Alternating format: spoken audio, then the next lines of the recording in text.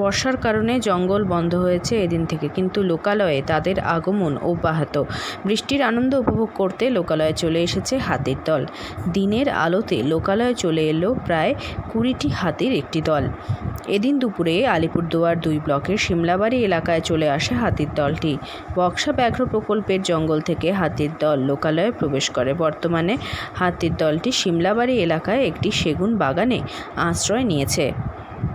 ঘটনাস্থলে বন দফতরের আধিকারিক ও কর্মীরা পৌঁছেছে। এছাড়া শামুকতলা থানার থেকে পুলিশ পৌঁছেছে। এদিকে হাতির দলটিকে দেখতে ভিড় জমিয়েছেন এলাকার বাসিন্দারা।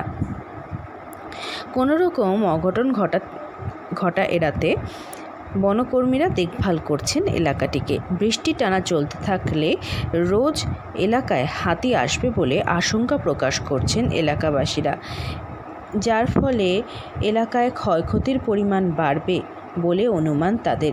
বিষয়টি বলা হয়েছে বন দফতরের আধিকারিকদের।